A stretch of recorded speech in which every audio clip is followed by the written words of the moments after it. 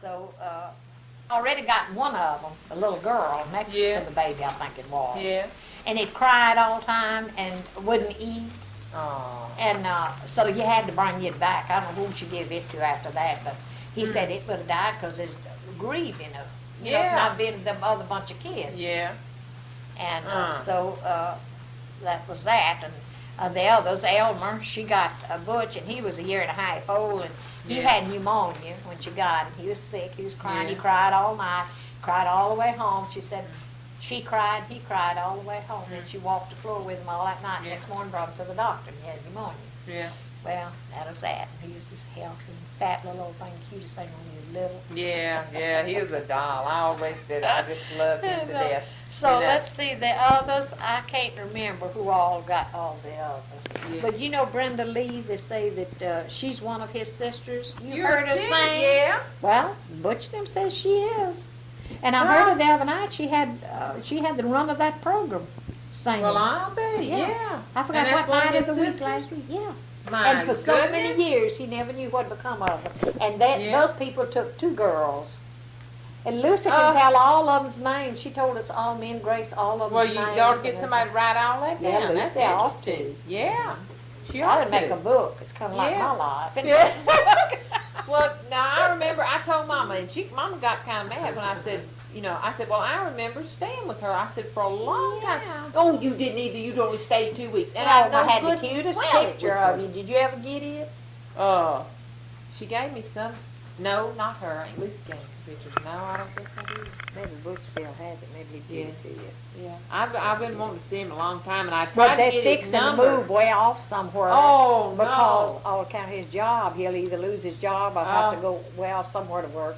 Oh, gosh. And so Lucy didn't know what he was going to do. They'd give him 2 weeks to decide. Oh, just 2 weeks. 2 weeks. And he just bought that little piece of land, that little trailer house. Oh. Well, I called over there one time, or was going to call, and they said it was a number that was unlisted. And Aunt Lucy was supposed to give me his address and stuff, and she never could find it. We was over at Aunt Grace's last time, and she couldn't find it. And then she's going to give it to me when I saw her there at your house that day, and she hadn't brought it with her. Well, so, I might have it at the house. I don't know. I wanted to call him and talk to him, and keep in touch with him. Cause when we went to Uncle B's funeral, he come in the door, and I said, well, Butch, when I come in the door, he was standing there, and he grabbed me and hugged me and was swinging around. Randy just looked and said, who is that? And we just died laughing. But he looks so old now. He's had that back trouble. He got hurt on the job, and he never did get anything out of it. And he looks still bad. heavy? He walks humped kind of, and he's still having trouble with his back. Once you get back trouble. And now when he never got a job, when he finally got this one, well, so he can't afford to lose it. He can't lose it, Have to try to farm it, so I don't know what's going to happen. I write to Uncle A.D. I hadn't wrote to him in a while. But, well, he can talk now a little. Yeah. See, he had a couple of strokes or so. Yeah. He couldn't talk at all at one time. And they're giving him therapy now, and you can understand him. But for a while there, he couldn't talk.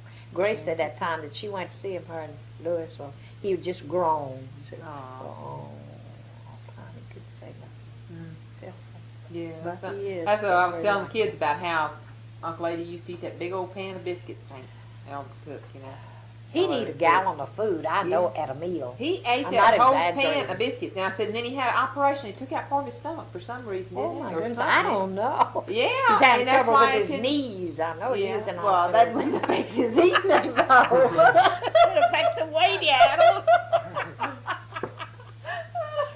But I remember Mom and them talking about he had something wrong with his stomach. He had to take out part of his stomach. And it, of course, he couldn't eat as much then. And, it used to make him so mad because he couldn't eat that big pan of biscuits anymore, You'd be eating your meal. You'd be eating your meal, and everybody'd get the plates help and all. They'd be eating, and after a while, you'd be talking. If he run out of chicken or biscuit or whatever he had, he'd take yours, and you would never know it. Anybody's is buying. He'd take theirs and go ahead and eat. He wouldn't ask for more. Yeah, I remember he used to eat a lot, because we'd go over there and stay with her during the summer sometime, me and Larry especially. And he was always, and always had some kind of stuff to eat around there. It was always something. He's always eating.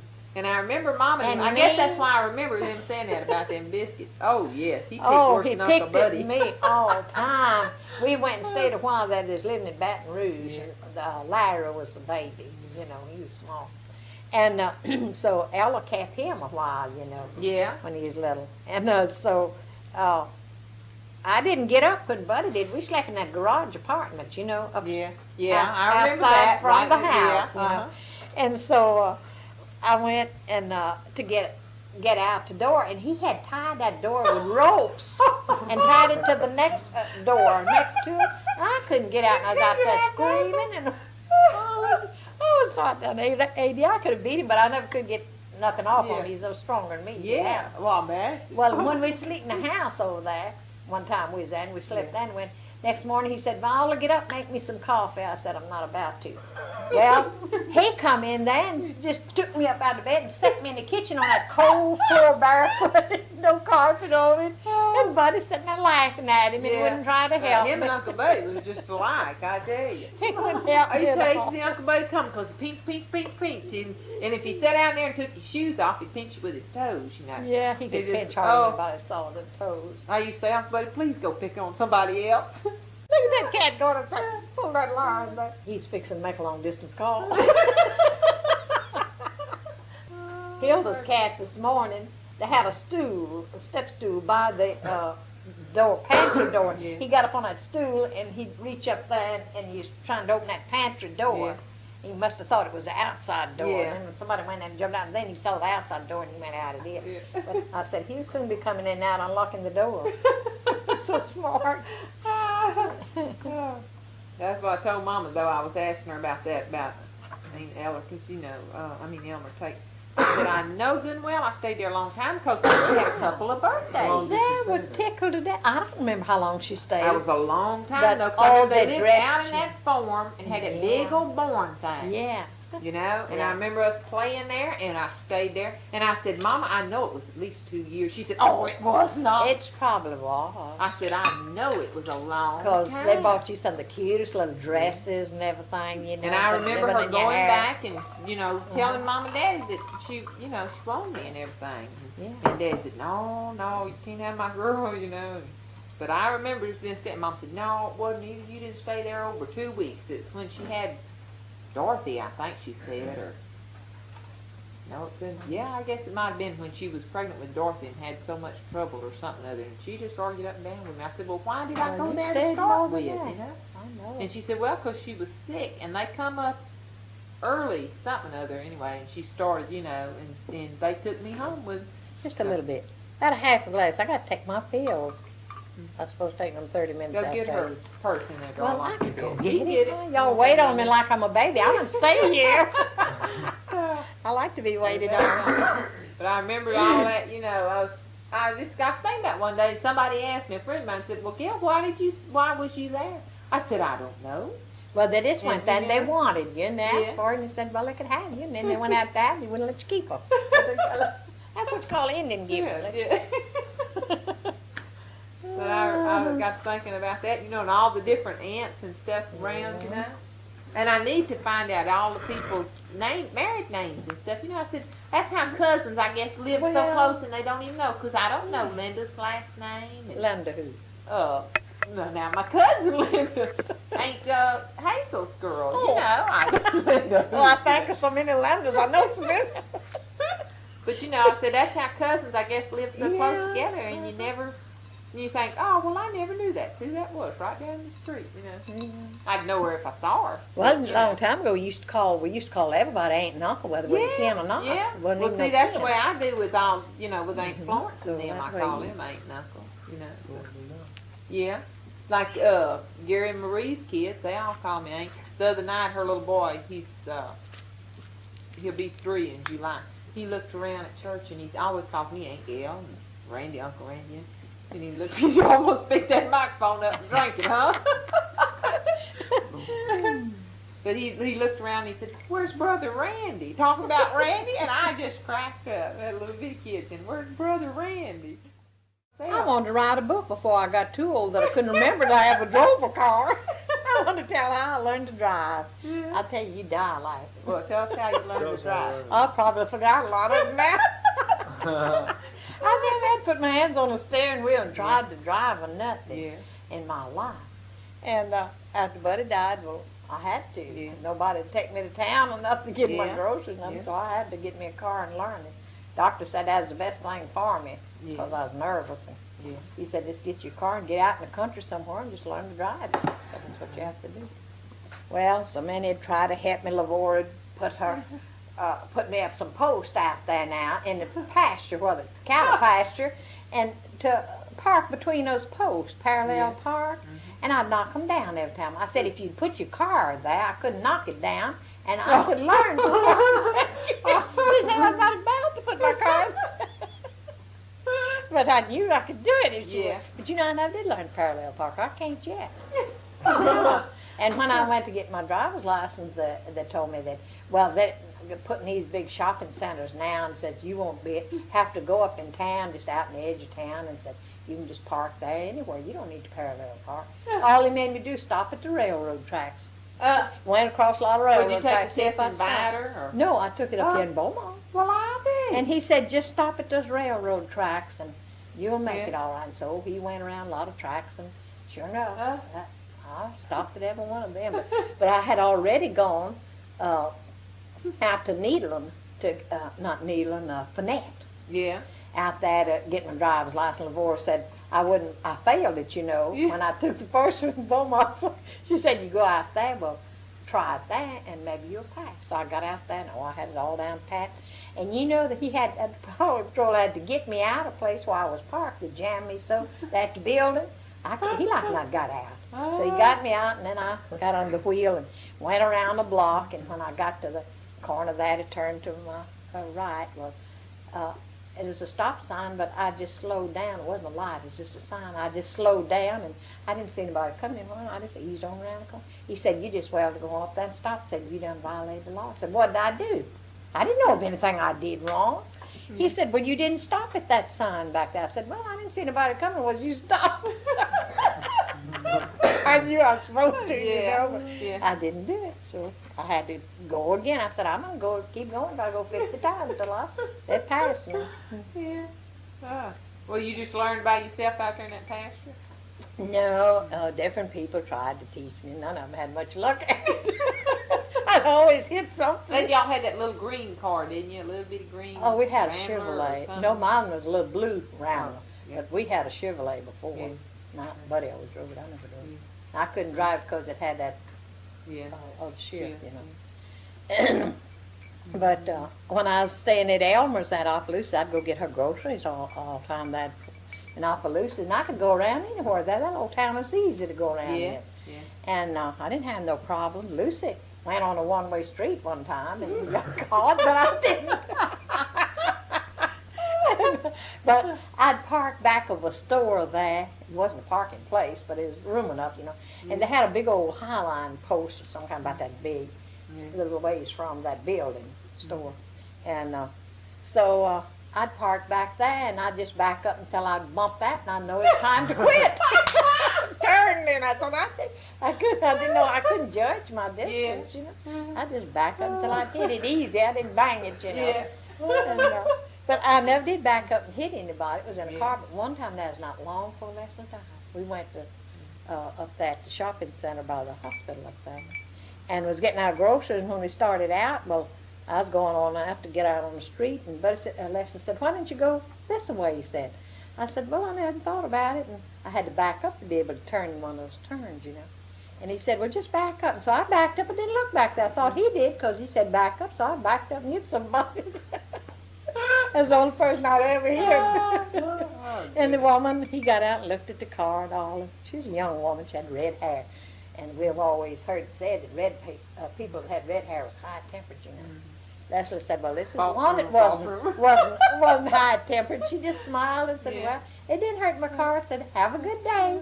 Oh, so we went on. Boy, was I glad. Scared me when I hit that car. But I wasn't going no speed, just backing up a little piece. I'd back up that corner of that. But when I went to Arkansas out there, I got to tell them all the things that happened to me, when I was learning to drive. I'd cut curves short, like in town at a street. Run over the and run over the culvert, or run off of the culvert into it's at Elmer's at Port Bear. I went to the little store to get some onions or something I'd run out of. I was cooking dinner and had my apron on and had to go to the store and get them. And when I did, I cut too short and run off the culvert and right across from a little beer joint across there. Some men, 3 of them standing out there, against the wall. I don't know if they could walk or not, but they were propped up against the wall. So I got out and I looked at it and I looked around. I thought to myself, now, how in the world am I ever going to get that car out of there?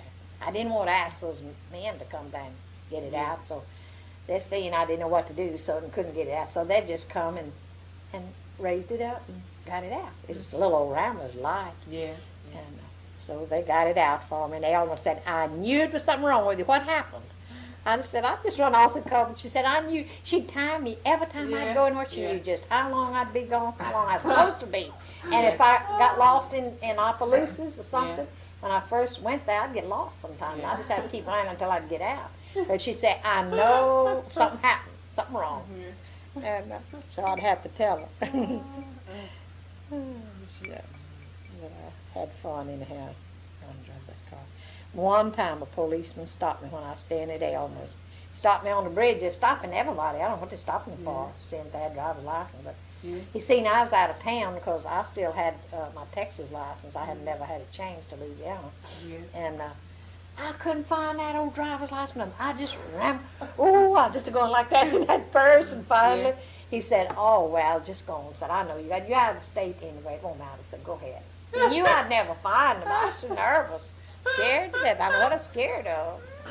Policeman, I reckon. It's a wonder he didn't put you under the jail. Yeah. They're bad. Well, he couldn't put you under the bridge because it was over a little old bow. It was water in it.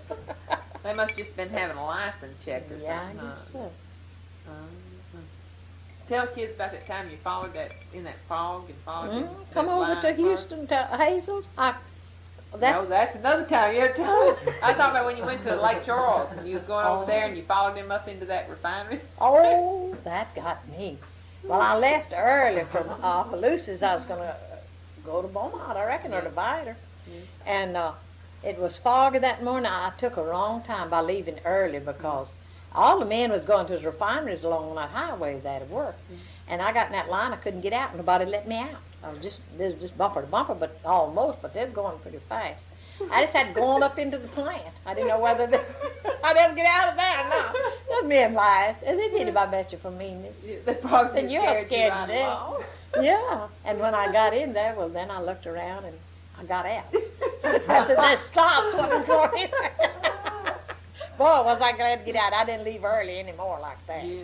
But when I went, when B had his birthday, it was the last birthday he had. Yeah. Well, I went over there all that week. I wanted to go see him so bad. I didn't know what to do. I just couldn't do any work. I wanted to go over there see him so bad.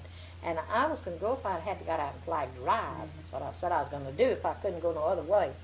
Well, I'd asked for a young teenage girl who was working at a cafe up there. She was staying at this house. That is her uncle that lived in Papa's old house a while. Oh, yeah. And I asked her, would she go with me? And she said, yes, she didn't have to work Saturday. She'd go with me over there and drive for me. So I was glad. So I said, well, I'm going to leave at 4 o'clock, right on the dot. Well, she says, I'll be ready. Well, I went by that 4 o'clock and she wasn't up. And she said the boss called that night about 10 o'clock and told her she had to work. Somebody wasn't going to be there. She had to work in their place. So I said, well, I done asked the Lord to take care of me and bring me there safely, and I believe He will. So I'm struck out. So here I went. I couldn't even go around the car or nothing. All I knew was hold that steering wheel and go. So there was nothing but big old trucks at that time of morning going down this fog. And they're going along. I followed along behind them till I got, I don't know how far before I ever got out from behind them. But while after they went on or something, I let them get on fast enough to get ahead. Well, I decided there's somebody in a pickup truck. I don't know whether he's black or white, man or woman. But I didn't notice to see. I couldn't hardly tell. It's kind of dark. But I thought, now, this is a good time to learn how to go around that booger. So I started going around that pickup truck, and time I'd get around and go a little bit, and I'd slow down, let him get around me. We did it 3 times, then he turned off. I don't know if he did it on purpose or not. Got scared out of me. So she's following me. Well, I learned how to go around, but first time I went around, I was going to Lake Charles, and LaVore and Henry was going to drive for me. And so LaVore said, yeah, you take the wheel now. So I got on that wheel. Boy, I was scared to death.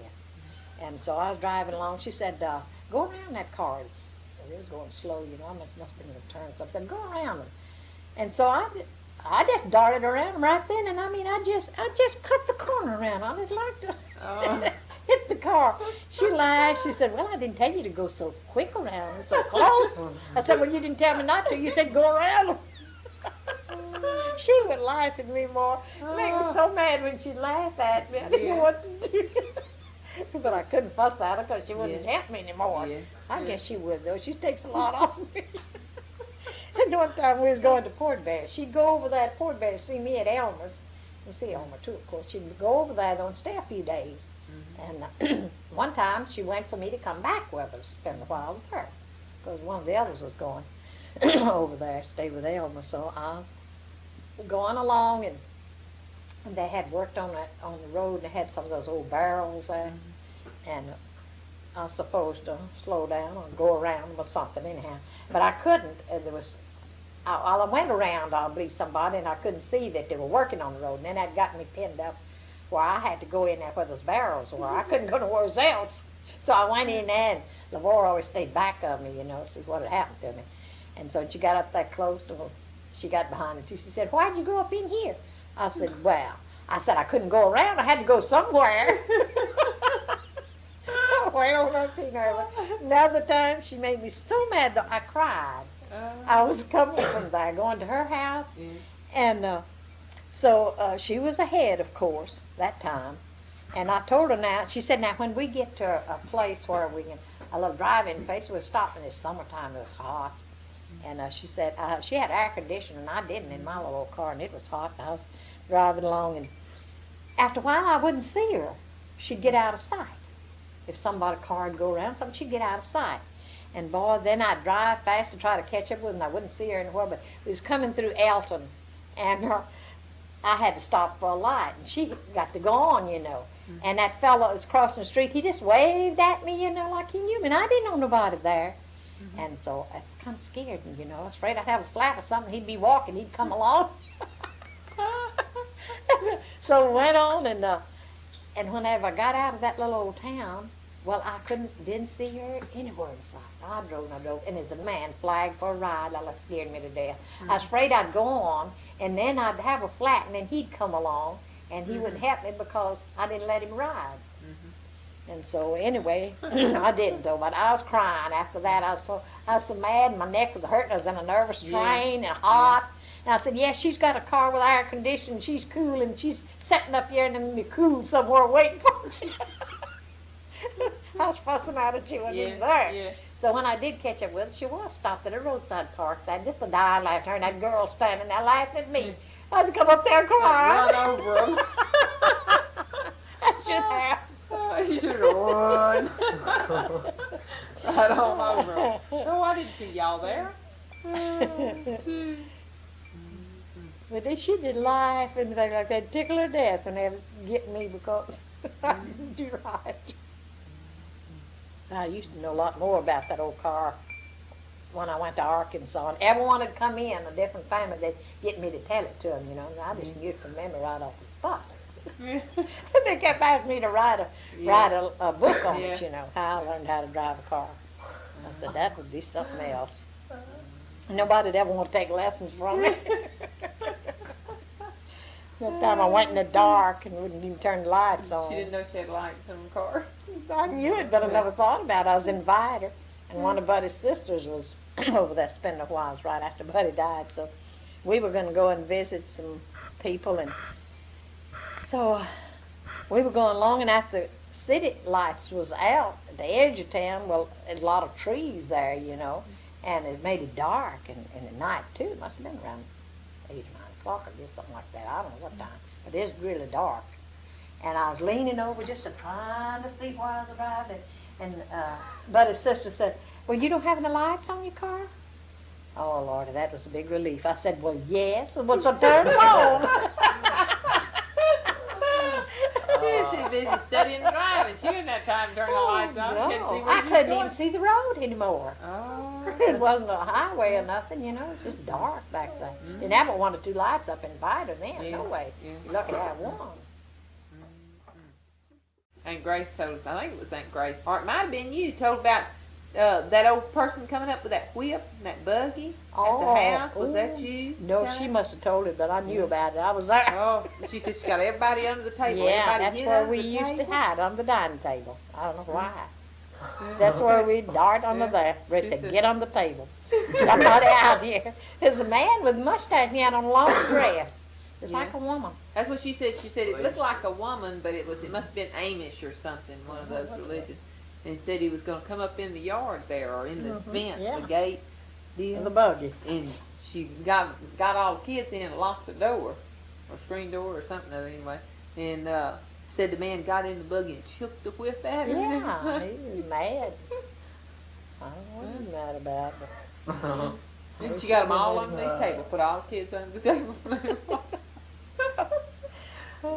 I laughed at her though. That was so funny. Her telling me. I said, "Well, why did you get on the table?" She said, "I don't. Well, we just all got under the That's table. just a habit. Everybody got under the table."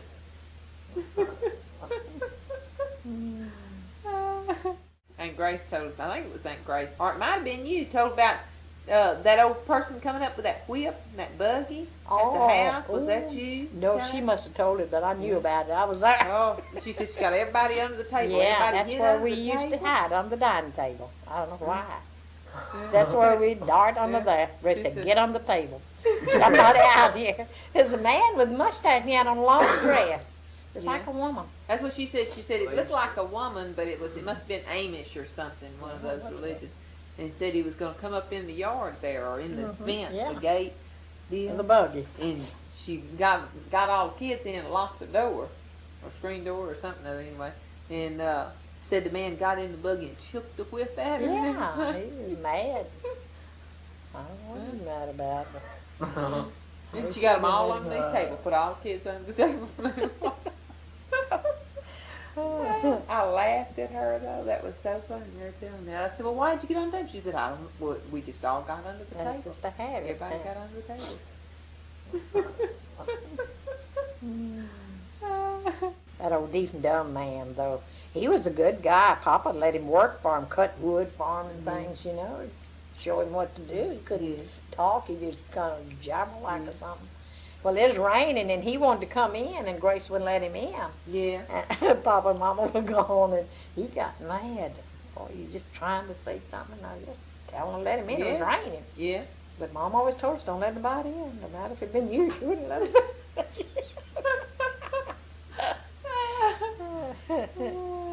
Tell you, the only person hardly ever let in there, and that is old Grandma Lockley with her little suitcase. Yeah.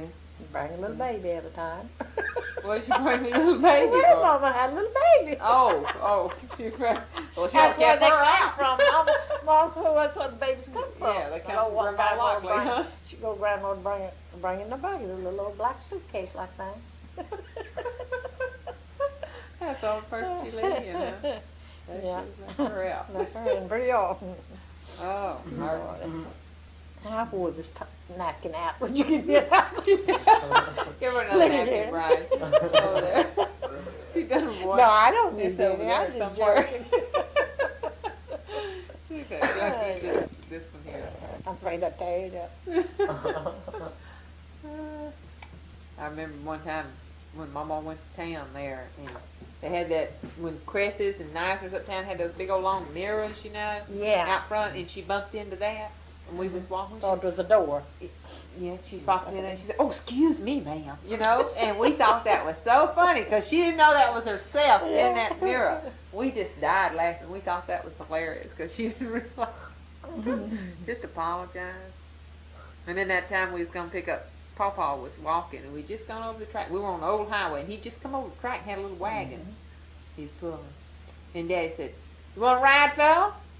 And he said, "No, sonny boy, I don't believe I do." And you could tell by the way he's talking, he didn't know who Daddy was. You know, he couldn't tell. You know, I guess the son and everything. Never probably looked good. He said, well, you know, and he was talking to him, and he said, no, I'm just going down here the road, just a little piece. And he said, and Daddy said, oh, Papa, get in the car. And he got real close and said, Clarence, is that you? I said, you know, I thought to myself, now, boy, he don't even recognize his own son, because I was little then, you know. I can remember thinking, golly, that's his daddy, and he don't even know him. So I guess he couldn't even see, you know, with him up there. Papa scared me twice, real bad. When we was living in that first house we built there at Vida, well, I was working at the bag factory, and sometimes I had on the bus, and he'd been giving trouble, and the bus driver kept threatening to put him down. I was so afraid he would get out when I got out down at that crossing, you know. Yeah. But he didn't. But Papa was standing there. He had on an old overcoat of some kind, you know, and a hat. And Lord mercy, that scared me to death. If I'd had time, the bus hadn't already started up when I saw him, I'd have got back on the bus and went on to Beaumont and come back on the next bus, because I'd have stood a chance of maybe getting off nobody there. Papa would have been standing there waiting on you still. Yeah, he'd have stood there and waited. Yeah. But that scared me. I didn't know who was standing there. I couldn't tell. It was black or white. Yeah. And I said, oh, Papa, you scared me to death. He called me then after he'd seen I guess I didn't maybe know who it was. And another time, I had rode with some guys from work, you know, that worked while I worked. And so they'd let me out at the house. And so when I went to get out, well, I saw a man coming from around the house with a gun. Well, it had been two fellows come there, following me there, and I got out of the car. Well, they come there just right after I got in the house. Two men, didn't know who they were. They'd come from somewhere afoot, right behind me, and come in there. I just got in and shut the door, looked around. There they were. Boy, I shut that door quick. And Buddy was asleep, you see. I got in. I was working night shift. I got in at 1 o'clock. Yeah. And so they knocked on the door. I went and woke Buddy up. I said, Buddy, there's somebody knocking at that door. I was standing there. I had a little heater by the door. It was kind of cold. And so they wanted to come in and warm by the fire. Said it was cold out there. They wanted to come in. It was cold out there. And Buddy said, well, they got cafes up there at Vida. You can go up there and warm. Yeah. And they said, well, we want some water. He said, well, go around the back and get some out of the faucet. Yeah. And he had the door just open a little crack, and about that time I slammed it to right quick. I squatted down by the door, you know, and it opened me inside, so I just slammed it right quick and shut. But it said, oh, let's go on to bed. Really, I don't think I water or not. Well, after that happened, then Papa found it out. He's going to stay down there and walks around the house ever so often to see that. And Uncle Buddy was in bed asleep. Yeah, well, he wasn't able to work then. He's having trouble with his eyes, you see. So Papa, he was going to watch for him until I come in. And so I saw Papa there by the side of the house coming along from the other side. And I said, oh, look, there's somebody coming from the house. Don't stop. So he went on and brought me down to the church there and turned around and come back, you see, and see if that fella had gone yet. And he'd go home and made his other round and come back. I popped up to the other side right after I got to the house. Oh, mercy. That scared me. And he had on the old coat, you know, and his hat and his gun. Had his gun with him. Lord, I said, Papa, you just like scared me to death. I don't know what I'd done if he'd have been there and I'd seen him that time. I'd just gone on and spent the night with those people. I had to. I was so scared. Poor Buddy wasn't Buddy home. in there I don't know if we even had a phone or not.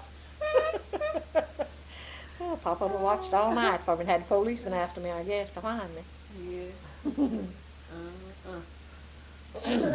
He thought he was doing a good deed, the poor thing.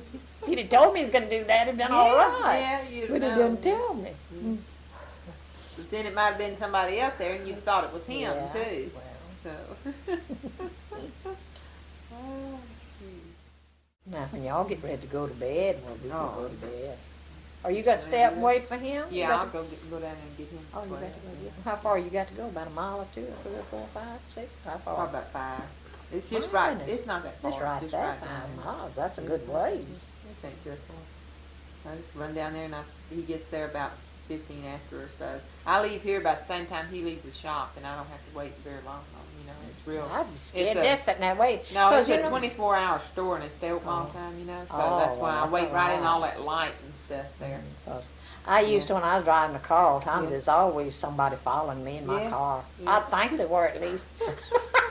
I'd be going from Opelousas, from Port Barrett to Lake Charles, and even daytime I'd see a car back of me. Yeah. And it looked like it was getting closer and closer. I'd get so scared.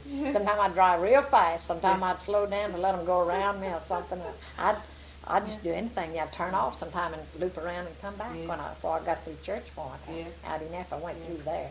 Oh, I remember the time you told me I'd go through there, and I got back up in there. I You didn't got think lost? I'd ever get out. Oh. I found this truck, an 18-wheeler, and I got behind that cattle truck, and I followed him. I knew he had to go somewhere, to a main road, And I started following him. It was the last time, right before Aunt Elmer died, and we was over there. And I followed that truck till he went to a truck stop, And I was doing 75, 80, and the car'd shake real bad. Mom was laying in the back seat, and it was me and Neva and Mama. And Mom would say, "Slow down, Gayle." I said, "Can't lose this truck. The car just have to shake." And it just shake. And I kept up with that truck till I got the truck stopped, and I got them to clean my windshield and asked them how to get to the interstate, and they told me. I said, "I'll never follow them directions again." I was so mad. Lost back up in there. It must have been 1 o'clock before we got home. Randy was just fixing to call Aunt Ella and see if we had left. Whenever I was going from Lake Charles on to Beaumont, then when Elma was sick, I was going to Lavora, spent a while with her. Well, I had a flat. Oh, I had a riddle. That's what I had. That old tire just riddled it all to pieces. Wasn't nothing left. I didn't know I had a flat. I thought the wind was blowing hard and I couldn't keep it on the road. I'd always, when I'd get in, I'd roll the glasses up and lock the doors, open the vents. They had those down at the front, down the old vents. I'd open them the way I'd go. It could get baking hot. I didn't get hot enough to open them glasses down. And boy, I couldn't keep the thing on the road, and I thought, well, the wind's blowing hard. It'd be so clear weather. I've never was in a car and had a flat before. We had one or two when Buddy was driving, but we was at somebody's house, and down they just go flat. But I didn't know nothing about changing the tire, nothing. Didn't know what to take first out of the car. Used. So finally it went to blumping and blumping so loud on that old wheel till I had to stop. And there I looked, and there was an old yellow truck, big old company truck coming, orange colored, and the man will have a suit on just like the truck. Oh, I was scared. So he drove up there, and I had got out and opened the back end of the car up, and he said, "Well, looks like you got trouble." I said, "Yeah, I was just trying to decide what tool I was going to use first." I didn't know what to get out. I knew they took the wheel off, the wheel off, but how they got that wheel off and what they did first to put the tire on, I didn't know, but I wasn't going to jack it up enough. I was going to take it off like that. That's what I decided to do. I didn't know how to change the tire. What to do first, what tool to get. So he changed it for me, and he said, "You better." I was just about 2 miles from Benton. He said, "Now you just a little ways to the turn off here to your right to go to Benton," and said, "You just go slow and loop on around and stop the first station you get to, filling station." He said, "They'll fix you up. They'll tell you what to do." Well, so I did. He followed along slow behind me until I turned off, and then he blew the horn and went on. Well, I went there and I told that fellow to check and see if they'd make it to Vida. I wanted to go on Vida, and then I was going to get me some new tires. So I got there, and I got all new tires. Boy, I was going to fix up for the flats. Never had got a tire for that car. Never had a flat before. God. And they would just dry rot, just old, had them so long. So I just got me all new tires. How old was you when you learned how to drive? Oh, goodness knows, I don't know. I guess I was 29, like, watching a doodle. Let's see. Let's see, I must have been, but it was 62, I believe. I don't remember being that old. No, he wasn't either. I was, I must have been 59, 60, 61. Oh, he wasn't 62 yet. He's 2 years older than me. Because he wasn't getting Social Security yet. He wasn't getting it at 62 then. No, because they just started that. Well, he hadn't, because I didn't get, you see, that Social Security that I should have gotten at that time on account of that. So then after I was at Elmer's, well, she saw it in the paper where they had changed up and that you could get your Social Security. So she brought me up there to town, and we went and seen about it. I got $800 back pay that they should have given me that they hadn't.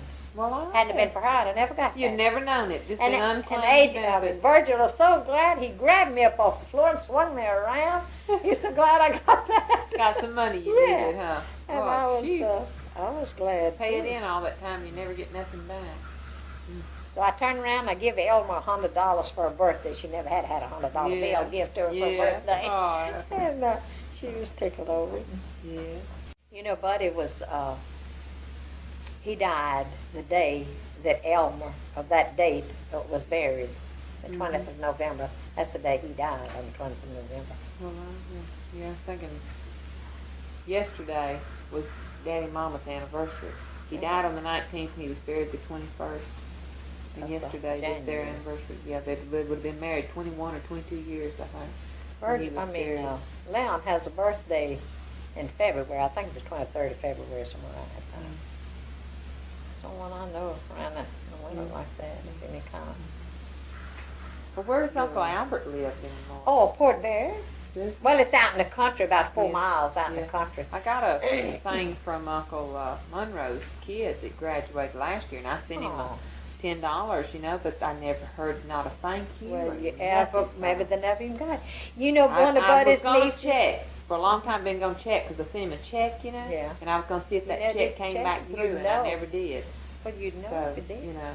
Oh, I don't know what it was I started to say now. Something about Lucy's. You sent a graduation gift? Oh, no, one of his nieces out at Branch, Louisiana, sent us a graduation card when we was living down there on that Lakeview Cutoff Road down in the woods. And it was a whole year to the day when it came. It took it a whole year to come. That next year at that time, well, we got that card. Now, where did it stay all that time? Now, like I say, that might have stayed somewhere. Never did get it back. Yeah. Well, I'll tell you, a whole year. Yeah. Golly. And we never knew I got that. I hadn't heard from him since, you know, or anything. So, you know, I call him every now and then. Well, I hear from Albert every month, if not more often. Oh, as soon as they answer, if I write right then, they turn right around and answer. Yeah. But I wrote him a letter. I should get one right away because I just wrote 4 or 5 since Christmas there one time. Because this colored woman that would go there at Elmer's and once or twice, I believe twice a month, and mop all the house good and dust everything, clean up, wax the floor and all that doing. Well, she told Elmer she'd give her some okra when she brought her back home if she wanted to. If she wanted some, she'd give her a big old dish pan of okra. And she had 15 kids, and her and her husband was separated. And they had 2 of them there at home. The others all gone to school or working or something. I don't know where they all were scattered out to, but anyway, there was 2 there. The baby was just about, I'd say, 1.5 years or something like that, maybe, and the other one was a little bit older or something. They were both small, but the biggest one had the little one in a little foot tub. We call it a little round tub, you know, on the front porch now. And she had that water, so it looked like snow piled up all on that little old kid's face. And she had it all just white like snow, all that soap suds, had naked in that tub. Rubbing him down, huh? She said, I'm going to kill that kid. She's going to wash that baby to death. Said she's always a-washing it. I bet it was clean when she got through. Always a-washing it. Yeah, I said, I'm going to kill like that kid. playing that suds in water. Well, she made a snowman out of it. And one time I went with Elma. Elma had our dress made. She had a pretty big scrap left. I was going to make a little dress for that smallest little child. So I had it out at the road measuring it, and I was stooping down and stooping over measuring this little dress of a piece of paper from here down, you know, and across, you know. And that oven, she felt my hair real quick to see how stiff it was. You know, it was soft. I wouldn't guess she wanted if it's stiff like hers. Yeah. I did the same thing to one in town one time. Yeah. They went to Learners to buy something, and me and one of those Buckingham girls went together to town together, and we went in there for something, and this colored woman, she asked this Buckman girl, she was working there, one of them was working there then. Yeah. She asked her, would she hold her baby while she went and tried on a dress? And this little thing was in a wrapper, you know, covered wrapped up. So she said, yeah, and you'd smell the powder on it. You know. And she took it and held it, and boy, we both felt of his hair real quick. And he said, I've always wanted to feel one's hair. But I had some earache medicine. I bet you've never bought any like it, or nobody else has. I should have started selling that because it was good stuff. You know what it's made out of? Colored people's hair. What in the world? Their hair, you know? Yeah. They always called it wool when we used to get. Yeah. Well, this old woman family that lived close to me and Buddy right after we married down there in the country, she said, you know, the best thing for Eric, I don't know what we got talking about, but anyhow, she'd go over there lots to the house, you know, and mop my house and clean up on the wash for me. She wouldn't let me pay her nothing. I just have to give her something, you know. And so she said, you take some of the colored people's hair, she said, and you wrap it up in a little piece of cloth and put it in your ear. So that's the best thing for Eric you ever got hold to. Well, when I worked at the bag factory, I thought of that all those many years. I thought of that. I never did forget it. So that night I couldn't work. I had the earache so bad. Yeah. And so I went and I was working night shift, and one colored boy was handling them big rolls of paper that night.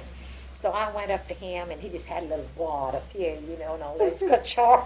Well, I was so afraid he wasn't going to give me any. So I brought the scissors out of the lab, you know, and a little piece of gauze, and I didn't have it where he could see. I'm going to bring you some. Bring you some of my earache medicine sometime in case you ever need it. And so I went and I held it where you could see. Now I called him by his name. I said, you know, I live by a colored family. They were so good to me. I said, this woman told me if you ever had the earache, what was good for it. And I said, I've got the earache so bad I can't work and I don't have a way to go home till the other people go home.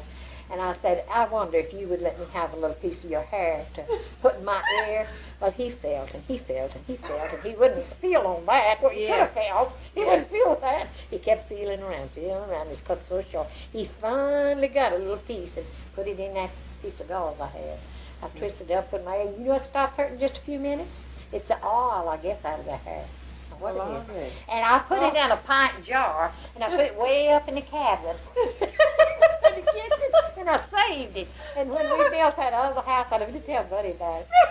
When we built that other, he made me throw it away. When we built this other new house, well, when we was moving, I got to that, and I got it down, and I got so tickled, I just knew I had to tell Buddy about it.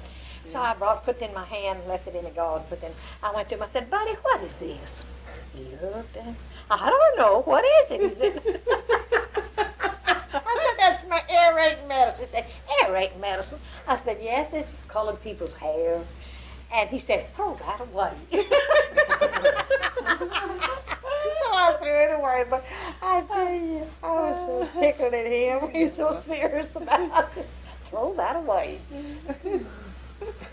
But it's sure good, I can tell you. I had earache so bad I would have put anything in my ear. Probably chewed the wool if they told me to. Oh.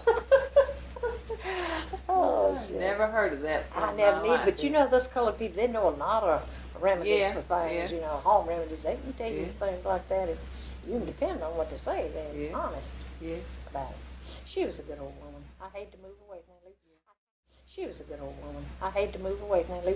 I try my best. They didn't live at Vida, did they? No, they lived out close to Branch, Louisiana, out in the country, on a farm, and one of Buddy's cousins, Havenstag's oldest sister, her husband lived out there and had a big rice farm, and Buddy was working for them. That's where we were living, and I was living close to her.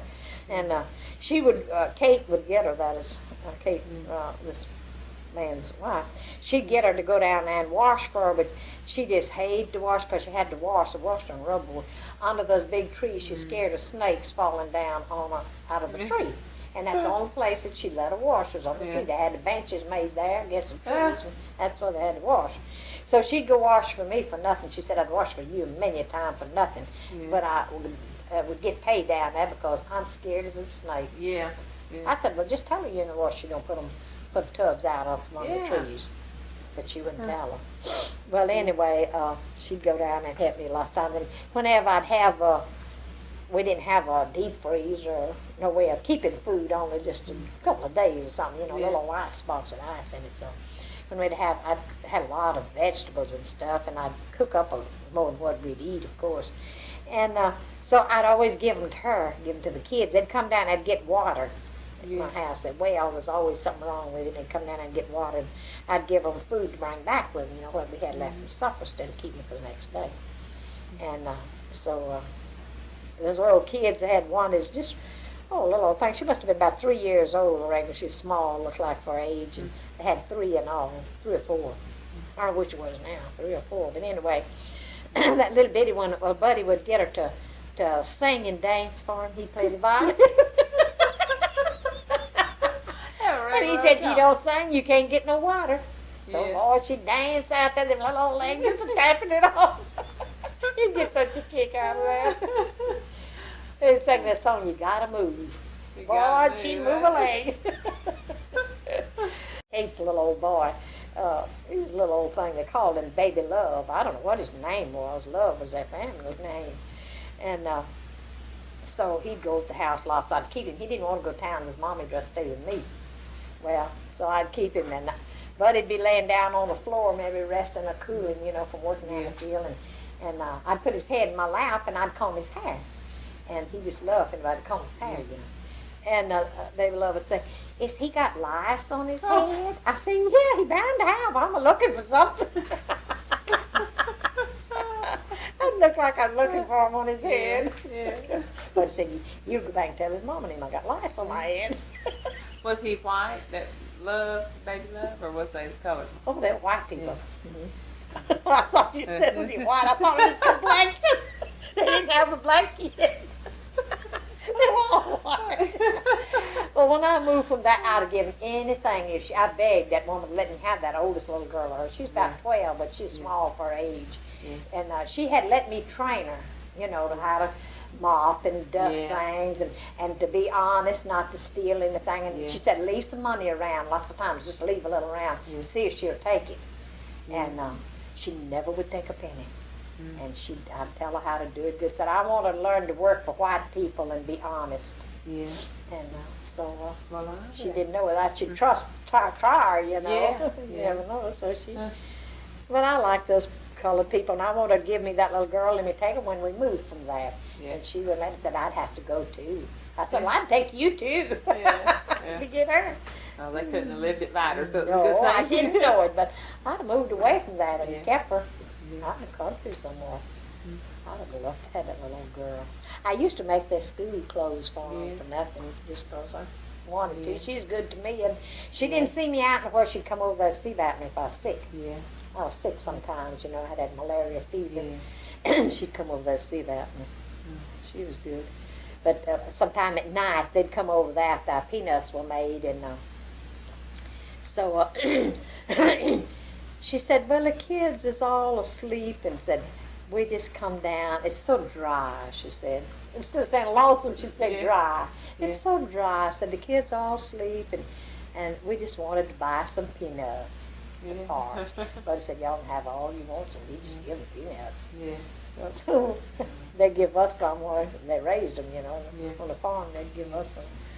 But she said, so dry. Me and Elmer used to always go around saying, it's so dry today. Butch is not here. He's gone to school. I wanted some excuse with that, like it was lonesome, Yeah, I gotta learn how to make that peanut candy Mama used to make. That you make at Christmas, I want to learn how to make that. I love that. You mean that grind up parts of peanuts and then grind them up? Yeah. Or are you going to get peanuts in town? I don't know. You got to get them in town. That's where they buy those nuts. I never did buy any there, but Dorothy May, that's one of Buddy's nieces that I give his violin to. Well, they raise some every year. They live out there close to Sulphur, out a little ways from Sulphur, on that DeQuincy Road. They built them a brick home out there. They lived in Westlake, and they built out there, and she gave me peanuts, and they were small ones, little bitty white ones, but they were good anyway. And that's all ones I had. Every now and then you see somebody on the side of the road have them, when it's time. I don't know when they grow them. Well, I'd like to get some. I don't know if Dorothy Manning made any this year or not. It is so dry and all. I doubt if they could made any. Because they didn't make hardly anything at Truck Patch. She went back to teaching school, and he's retired, and she had retired from teaching, and she went back to teaching. And first she run a paper route, and I went and stayed a while with her, and I'd go with her on the paper route. And twice a day. And she got tired of that. She went back to teaching, and so she's having to go to school. She said now they're making her go to college some more. You know, those teachers, they want to keep them up to par on everything. So she didn't get no rest during the summer. Said she had to go to school all summer. No, I mean summer she's gonna have to go for. She'll be off. She don't get to come spend any time with me.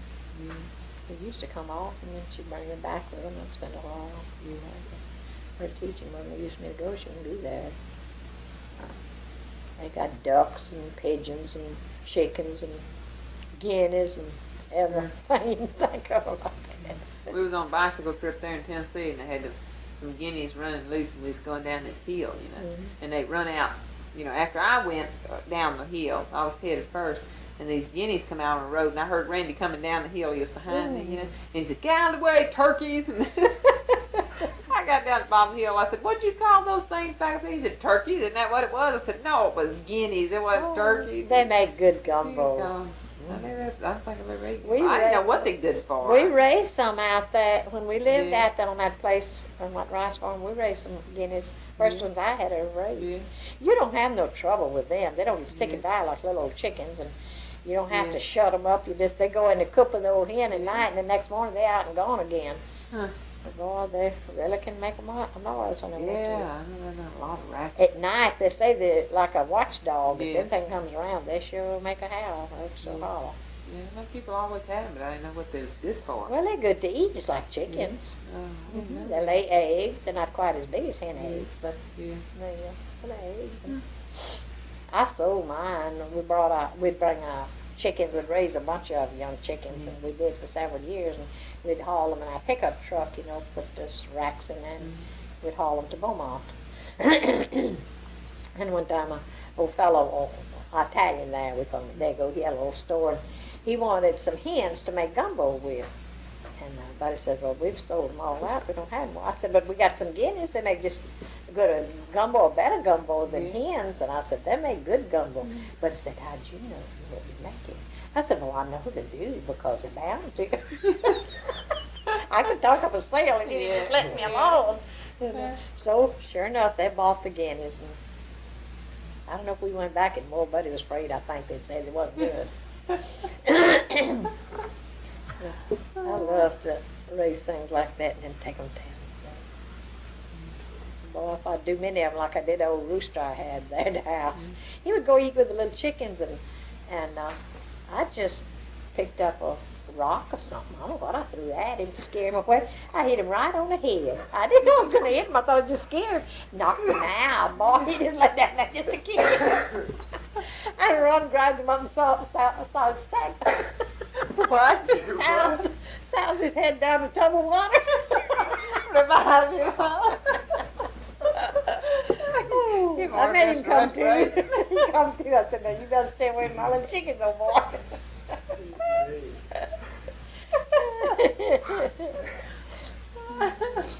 Oh, mercy.